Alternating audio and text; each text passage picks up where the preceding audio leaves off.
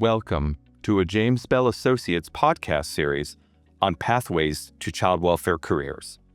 This podcast series was developed on behalf of the Children's Bureau, Administration for Children and Families, U.S. Department of Health and Human Services, by James Bell Associates, a consulting firm based in the Washington, D.C. area that provides research, evaluation, and technical assistance services in child welfare and related human service fields. For this podcast series, we'll be discussing programs and initiatives at the federal, state, and local level, and through partnerships with community colleges and universities, to assist students in obtaining the academic and professional credentials needed to launch careers in child welfare, and to support current professionals through ongoing training and support programs. To introduce listeners to an array of perspectives on building and sustaining the child welfare workforce, Drs. Barczyk and Myca Bouchard with James Bell Associates will be speaking with child welfare professionals, students, and academics who each bring unique and valuable insights into the various avenues for launching a career in child welfare and for aiding current professionals through ongoing training and support systems. Thank you for joining us as we learn about educational and training pathways for careers in child welfare. Hello, this is Myca Barczyk. And this is Myca Bouchard. Today we're excited to speak with Myca Jeter. Myca boasts over 2 decades of expertise as a trauma-informed specialist in public child welfare, coupled with a clinical background. With a steadfast dedication to effecting systemic change, Myca has served for over 5 years as a nonprofit board member, emphasizing responsible stewardship. Myca holds a bachelor's degree from North Carolina Central University, a master's in social work from UNC Chapel Hill, and is a licensed clinical social worker. Guided by principles of ethical leadership and community empowerment, Myca champions the indomitable resilience of the human spirit and currently serves as the Director of Clinical Bridge at the Center for Workforce Excellence and Leadership, or CWEL. Thank you so much, Myca, for joining us today. Thanks for having me. Yes, we're excited to have you. So we know that there are several pathways to entering a career in child welfare, and we wanted to start off by just asking you if you could tell us how you entered the field. Sure. So I was raised by 2 social workers. My mother and father worked with folks going through life challenges. My mother was the executive director of Henry Street Settlement, focusing on homelessness and battered women. And so when I came to college, I really was going to do anything but that. I decided I wanted to be a lawyer, and I wasn't going to follow in my parents' footsteps. I was going to do a hard left, right, into anything else. Okay, like anything else, right? Finished my undergraduate and started teaching Spanish. I also have a bachelor's in Spanish. And while I was a teacher, I realized that, no one was taking Spanish seriously in middle school. And I was doing more social work stuff and just hated lesson plans. Loved the kids, but didn't really like the lessons plan pieces. And so I pivoted. They had an opening position in child welfare. They're paying about the same amount for teaching. And I realized that I was going to still be able to work with a very similar population as were my students and make a more impactful difference. And so that's how I kind of got my beginning in child welfare. I was a transportation aide, social worker 1, and kind of just fell in love with the work from there. Thank you for telling us that. We love hearing everyone's stories. Sure. It's nice to know that rebellion against your parents' professions is universal. Yeah. And then, my mom was like, so, you can get your master's in 2 years if you just stop fighting this. And I was like, okay, you're right. That's a good mom. Yeah. Oh, thank you so much, Myca. So we brought you here today, obviously, to talk about the licensure process. So while we know there are pathways for child welfare workers to become licensed, and they vary by state, we were curious, what are some of the core similarities you've noticed in the process kind of across the board? Yeah, so as we've started to kind of really get the clinical bridge strategy off the ground, we really took some time in assessing what are the different buckets that states kind of fall into as it relates to licensure, their requirements, and how that all correlates for those still in child welfare or already in the child welfare field. And what we started to understand is that it really depends so heavily on the licensure board's perspective on what it is that is required to really set you up for success as a clinical social worker. So some states have our state boards are very stringent in wanting you to submit job descriptions and things that really outline what it is you're doing in your position that you want credit toward your licensure hours. And other states like Virginia and Colorado are more flexible in that whoever is supervising the professional pursuing licensure is the one that they give the power to determine whether it's clinical enough for it to count. And so in states where they have a more flexible process in terms of the actual application for to pursue your licensure, we've noticed that states that don't require a submission of the job description have a higher number of individuals in child welfare actually pursuing licensure and achieving it in a more timely manner. For those states that have the requirement where you have to turn in a job description and the board determines whether that position is clinical in nature enough to approve it, those states typically then you see that child welfare workers or professionals are then having to take a part-time job that's more traditionally clinical in nature to then start to accrue those 3,000 hours required to be licensed in addition to the supervision and the testing requirements. And so really those two buckets are what we found as the most different in how folks in child welfare are even learning about licensure. One of the reasons that CWEL in our NOFO was the clinical bridge was an integral strategy for our center was because we also started to understand that once folks are in child welfare, their burnout rate is about 2.5 to 4 years. And then a lot of those folks, because they're working so closely with mental health professionals and others in their communities, they start to decide that they do want to do clinical work, but they leave. So they leave child welfare while pursuing licensure because they don't want to have two jobs, because they may have already hit that burnout rate anyway. And so it's a nice opportunity to pivot into something different and pursue licensure along that track. And so with our clinical bridge, our primary goal is to figure out ways to retain the child welfare professional in the child welfare workforce while they're pursuing licensure. So that even if we only keep them another 2 years, that's another 2 years that we don't have an additional vacancy or we're having to retrain or train newly hired staff. And so that really was the primary kind of need that the clinical bridge strategy was trying to solution for. It's helpful to hear how Clinical Bridge Program is trying to kind of mitigate those challenges to get to licensure. It can be a long process for some people. It can be a really arduous process for some people, especially as you mentioned, there are some states that have more stringent requirements and it's a trickier pathway to it. And I feel like it can be intimidating for newly minted MSWs who are seeking licensure. So that's all really helpful to know. What are some of the unique challenges that you've noticed require additional support for social workers seeking licensure? So for most child welfare agencies, there are two forms of thinking about clinical social work and how they are relevant to the child welfare practice. Traditionally, a lot of the traditional child welfare roles have been identified or seen as case management, right? So you're identifying a need, you're connecting families to services, but they really stopped at expecting the child welfare professional to be the interventionist, right?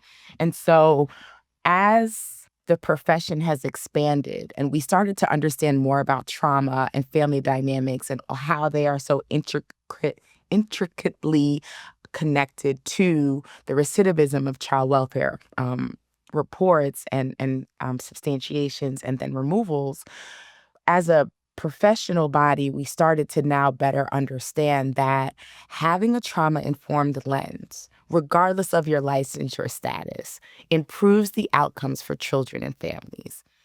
as a worker, having that trauma-informed lens or that clinical lens also mitigates burnout.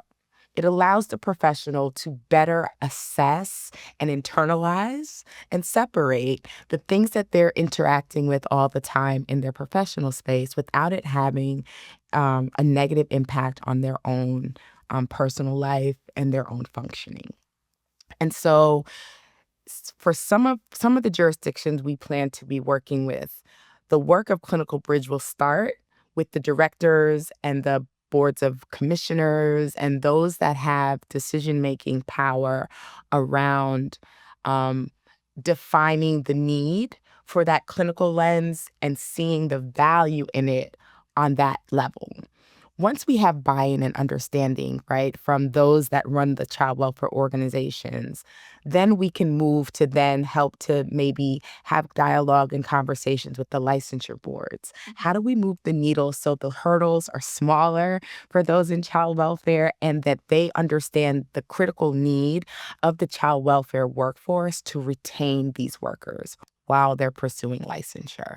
And so some of the work up front is really about cultivating buy-in, identifying the need, identifying the gaps, and then creating a new definition, a new vision of what it is for a child welfare worker to be appropriately trained and skilled enough to really intervene with families that are touched by the child welfare system, whether it be at the prevention end before the report is accepted or throughout the child welfare process once the family is formally engaged and interacting with the child welfare system. Yeah, that's great. You mentioned a lot of different ways that CWEL is trying to kind of address this. Are there any other strategies CWEL has put in place to address these challenges that are pretty common in the licensure process?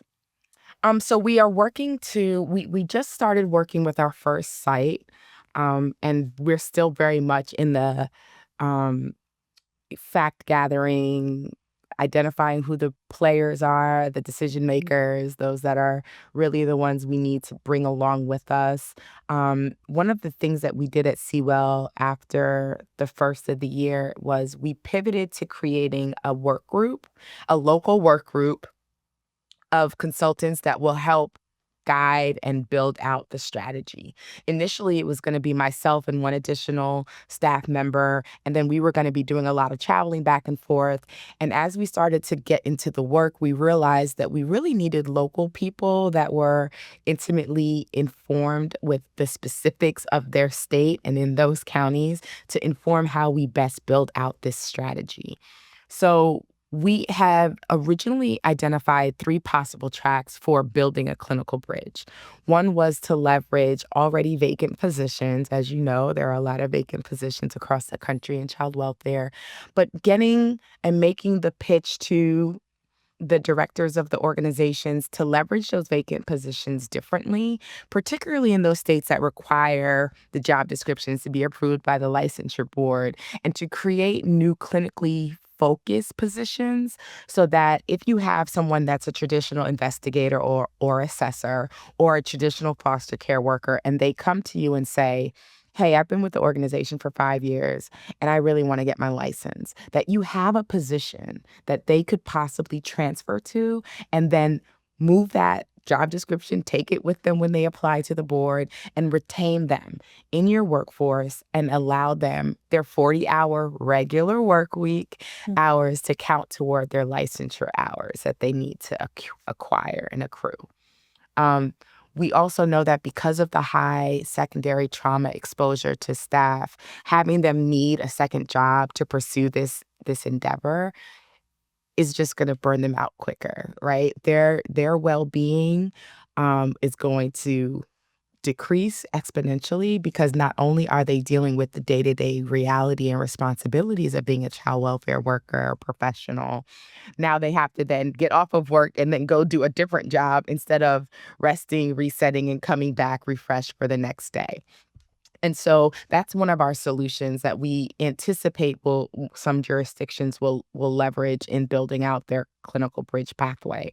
The second one is to actually, again, use some of the vacant positions and create clinically focused positions that address the burnout, and the secondary trauma for colleagues. So understanding that if you think about like the EAP approach to service delivery, right? Creating an internal unit or a few positions that are really focused on debriefing hard cases, teaching coping skills and other stress management strategies to staff, and then also serving as a consultant, right, for hard cases that are stuck.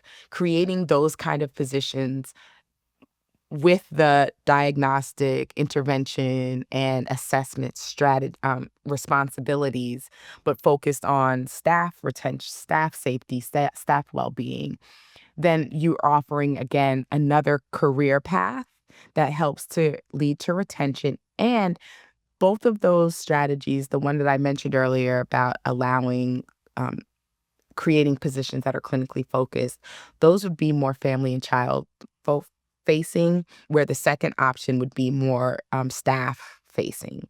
And so from an organizational perspective, you're killing two birds with one stone, right? You're keeping your staff that are wanting to pursue licensure on board, and you're offering intervention strategies for children and families that may be on wait lists, right? Or may be getting removed or substantiated because they're not getting that clinical intervention timely enough. So understanding that in order to get the powers that be to say yes, you often have to have it be mutually beneficial, right? To the folks needing the shift and to the organization approving it. And the third track that we're anticipating using is helping them to provide the clinical supervision. All states require, while someone is pursuing licensure, that they are supervised by an LCSW supervisor. And those supervisors usually charge a fee for supervision. And so in addition to needing the time to count from your permanent full-time job, you also need resources to be able to afford, right, the clinical supervision. And so for some jurisdictions, they will see by way of our needs assessment and things, that the real need that they want to attack and solution for is how do we provide the clinical supervision within the organization, whether by contracting with someone or diversifying someone's responsibility already on staff to provide the supervision to staff, to the LCSW pursuits. Yeah, I mean, it's pretty clear that supportive employment is so impactful in helping move people through the licensure process, whether it's making sure that they have access to the type of work they need in order to count towards their licensure, the resources to get their licensure through supervision or support for having maybe time to focus specifically on clinical work. It seems so impactful to ensure that employers are keeping that in mind. Both ways, too. Like you mentioned, it helps the organization. You're going to hang on to people, and people are going to be better trained and less burned out, and that just makes for better social workers. Absolutely. Especially in child welfare, where, like you had said, the turnover is just so quick. Been trying to solve the problem of retention for a long time, and this definitely moves us in that direction. Thank you. I appreciate that, Myca. Sure. And so you talked a little bit about how y'all connect people with your clinical supervisor. How else does CWEL's Bridge program support the path to licensure, or how does it plan to? Are there trainings or education? What kinds of things are y'all going to do? So in our first site right now, one of the first steps that the work group came up with is to really start to create some marketing materials, public service announcement-esque type of content to help to encourage new graduates with MSWs or BSWs to start to see child welfare as a career path, not just as a springboard into your professional life, right? And so understanding that some professionals move to child welfare right out of grad school or between undergraduate and grad school, they get a position, and that sometimes the work of child welfare will stop you from looking up or for planning forward, right? You're really just trying to get through today, get this court summary done on time, get this child's visitation scheduled and executed. I can't think about professional pursuits. I just need to remember what is in this manual, what are the federal requirements, can I do that in this 8-hour day or 10-hour day, as is the case in so many areas across the country. And so creating a space, and some of this comes from a clinical lens, right? When we're working with families that are just getting by, a lot of what child welfare workers have to do is help families to look up and to dream and to think about what it is they want their life to be like after or in the near future. And so applying that same approach to the professionals in child welfare is what part of what Clinical Bridge is doing, right? You may have gone into child welfare and everyone told you, oh, you're only going to be able to do that for 2 years because, girl, it's hard work. You sure? Right? We want to change the narrative around like, no, I've been in child welfare for over 20 years, right? And I've bobbed and weaved and changed positions and did different things along the way, but child welfare is my passion. And I believe that it was able to grow into my passion because I had a supportive environment where I was working early on, and I was aware, and people were always encouraging me that there are other things to do also. So many times in child welfare, staff are promoted because they're good workers, but they're not developed into how do you supervise? How do you think clinically? How do you apply trauma-informed lenses? The work of child welfare is so crisis-driven. It really requires a paradigm shift. And so a part of what we're doing in our first site is we're really thinking creatively around how do we start to rebrand the child welfare career path to include pursuing licensure early on. So that's one thing we're doing in our first site. I'll pause here to just say that each site's plan will be unique to that jurisdiction. And so we intentionally did not create like a cookie cutter framework that everyone would have to do when we start. We really intentionally built it out to allow our local experts and our evaluation team, right, to do the work of understanding from the ground perspective what is really needed in this jurisdiction, what will be most useful for them, and something that we can also build out from a place of sustainability. So one is the PSA. We have an amazing comms team that will partner with our strategy team to do some of that work. And then we're also planning to build in test prep. So across the country, regardless of the licensure board's unique expectations and requirements, everyone has to pass the ASWB LCSW exam. And that exam has been known to be challenging at best, and starting to build in the support around test prep early in the process of the licensure pursuit is also something that we plan on building into the strategy. Regardless of what track or which approach the jurisdiction decides to pursue, we're going to ensure that we also help them to develop some test prep protocols and elements to the strategy and the framework, so that once the hours are accrued and we've cleared some of those initial hurdles, that there's also some intentional planning around helping people pass the exam the first time. It took me, I had to take it 2 times. And so I understand the fiscal burden that is, and then just the heaviness that it requires to like sit there and realize, oh, I missed it. I got to come back. So we're going to start thinking and planning for that also as a part of the strategy element. That's so great. I wish that I could remember how many times I heard firefighting or fighting fires in my master's program, because I think what you're saying was so true. Like, it's just they often just almost scare you from joining child welfare. Yeah. And I think it's so great how much y'all are supporting. And I have to give a shout out to you, because you recently became a licensed clinical social worker. And that's amazing. And if I could snap, I'd snap right now. Thank you for snapping for me. That's awesome. So you know the pain of the process. So I really do. So I will tell you all briefly, I started in child welfare in 2003. I got my master's in 2007. I started to pursue my LCSW in 2011. I passed the ASWB exam in 2013.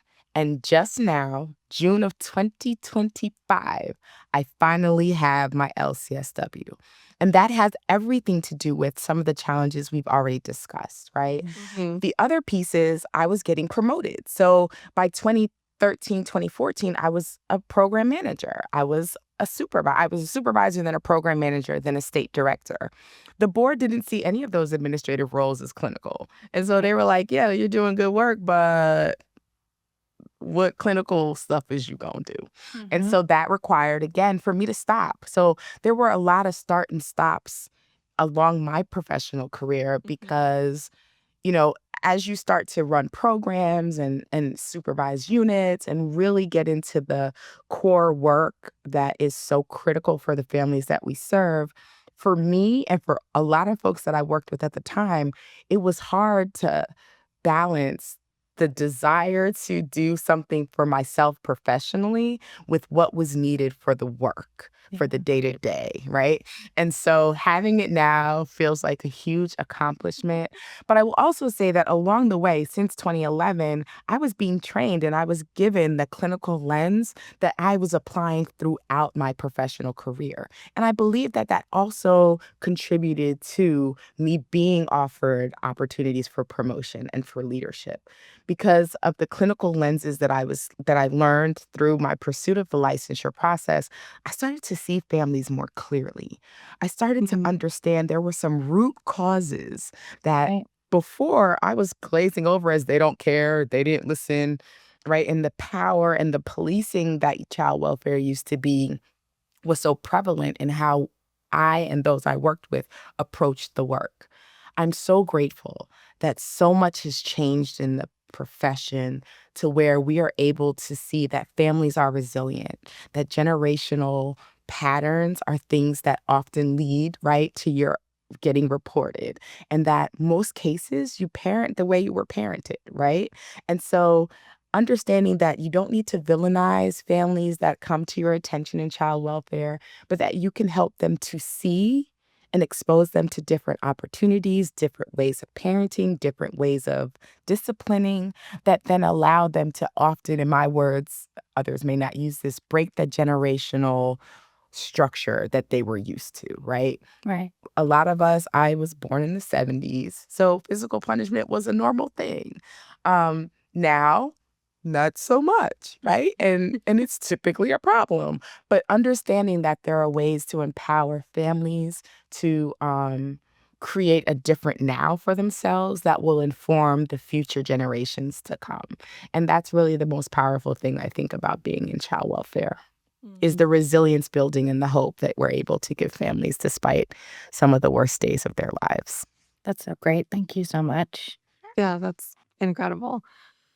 I know the Clinical Bridge program at CWEL is relatively new still, but I'm curious if you could describe any impact that it's had on being a clinical bridge to licensure thus far. If you've seen any immediate results of your work. I think the most immediate thing is the number of folks that were interested in being a part of our work group. We initially thought like, we'll put the ask out, but maybe 3 people will apply. I had over 15 people in Colorado interested in being a part of our work group to attack this issue. And so in Colorado, we're also partnering with the consortium, which is their university systems that also manage their 4E stipend program. And so we're starting to understand really differently the possible partnerships that can occur with the universities and the education space, and then the child welfare organizations, and how we can really look at using those partnerships intentionally as we continue to try to expand the number of child welfare professionals pursuing and achieving licensure while still staying in the workforce. Amazing. Yeah, well, you said you already recruited 15 people. So could you tell us about the recruiting of child welfare social workers to clinical licensure? Like, why do you feel like it's so important for child welfare workers to become licensed? So I think the answer to that is twofold for me. I don't really know that the licensure itself is as important as the training and the understanding of some of the clinical models and expectations, right? I think that when you're talking about the skills of assessing, treatment planning, and intervening and improving the dynamics of families' lives, I think that pursuing licensure offers you an extended career pathway than was traditionally expected or talked about, right?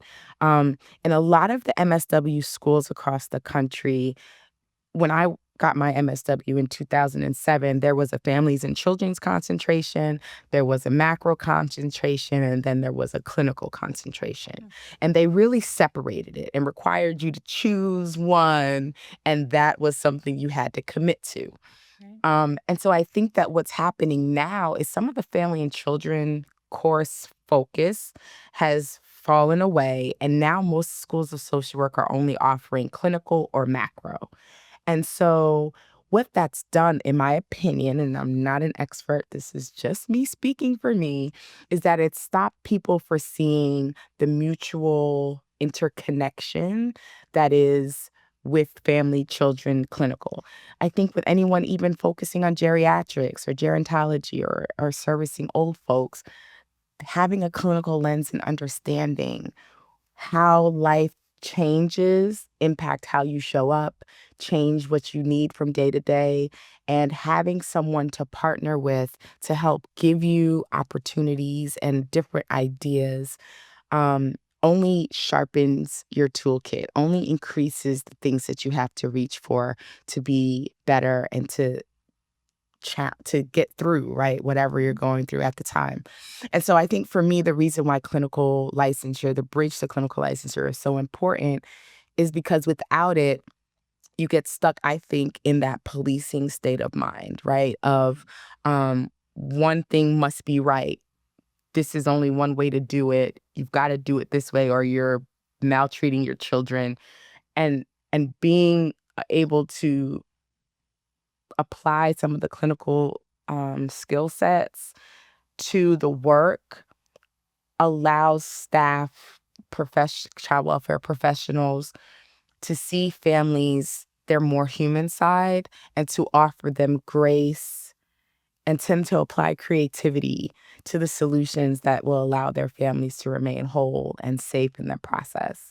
And then I think also having the ability to then pivot when you need to with a license offers child welfare professionals a similar opportunity as other professions have, right? So being licensed allows you to go into private practice, consult. There are so many other things that then expand your career path and the opportunities for you to serve that then only enriches the child welfare workforce overall.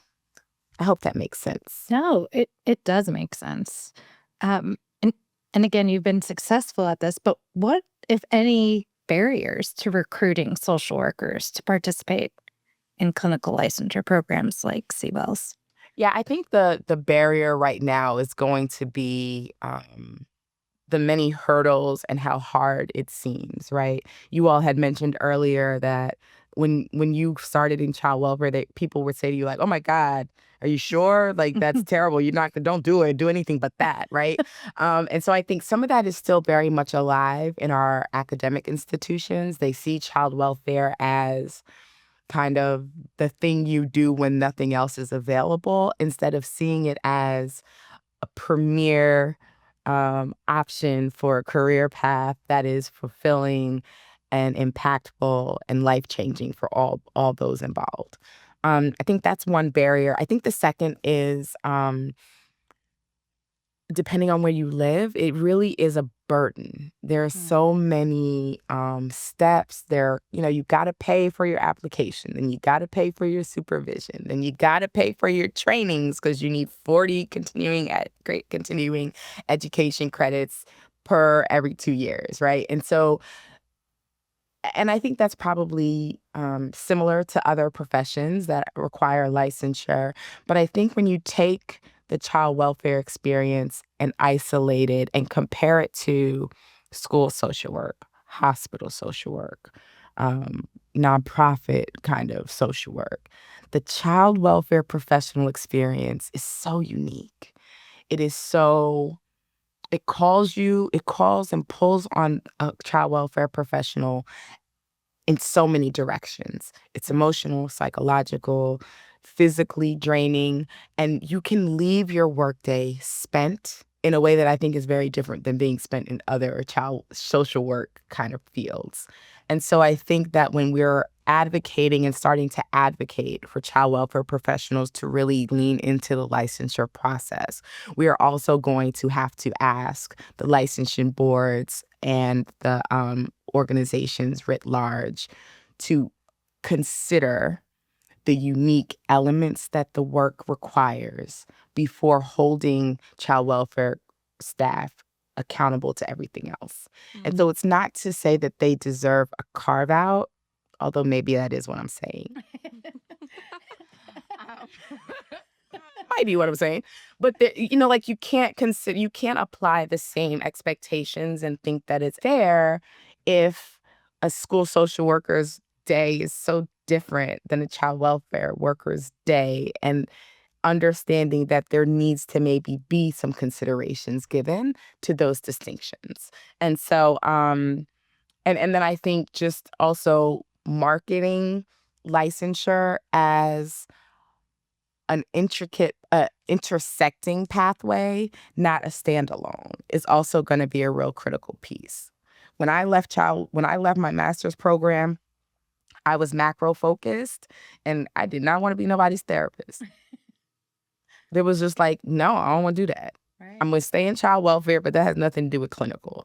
But as I started to understand more about families and work with them, really work with them, and then work with my colleagues that I was supervising, I started to understand differently that those clinical approaches are universally applicable.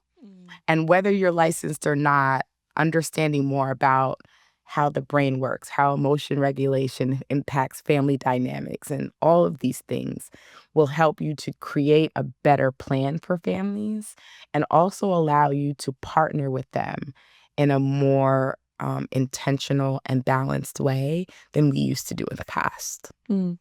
So that's quite a bit of barriers. And it makes sense that people are not all gung-ho about getting into this field or staying in this field for too long. What is CWEL hoping to do to address those barriers? I think the first thing we're doing is we're just starting to have the conversation, right? We're bringing the issue to top of mind, just by saying, like, I'm a clinical bridge director. When I went to M.S.W conference a few days ago, oh, what does that mean? What are you doing about that, right? Like, starting the dialogue and bringing it up as something to consider is our first step, and I think we're doing that really well. And then I think also, I will also say one of the barriers to the 3 tracks that we talked about earlier is also funding.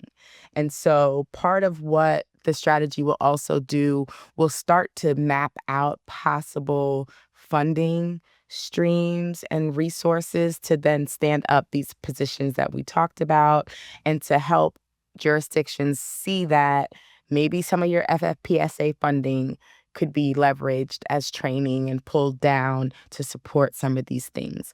Maybe, you have to write a proposal to the state or to the county or whoever and highlight the benefits, the mutual benefits to the organization, to the children and families, and to the professional, and help everyone to see the enormous payoff that could be achieved if resources were allocated and specified for these efforts. It's not going to be a one and done kind of approach. It's going to be variable based on the jurisdiction. But I think changing the paradigm, helping folks to see differently what is really needed in child welfare for our workforce to be whole and our children and families to be served with excellence, requires this kind of broadening and imagination applied to this challenge. It sounds like CWEL's already on the way to doing that. So I love the work y'all are doing. Thank you. Yeah, absolutely.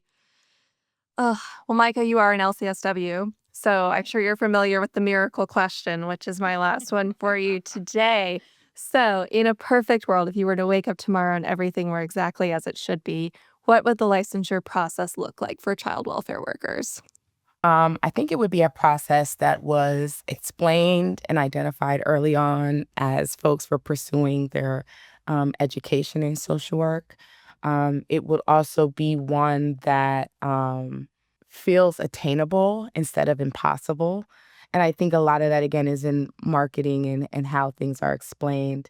I think we would have a lot more people to stand up and say, I did it and you can do it too, which is also such a powerful tool, right? We hear now there's so much work happening around peer support and that strategy around like those that have been through it bring the other people through it next and serve as the experts in the room. And so having additional folks in child welfare, those like me that have finally achieved it, talk about why and really articulate the benefits. And I think that it wouldn't be so expensive. And that would be something that I hope, a lot of organizations will pay for you to pursue your education and they will reimburse you. But maybe offering and figuring out how they reimburse for the licensure costs is a different strategy that they could also leverage and try to put into place. From your lips to God's ear. Happy parts.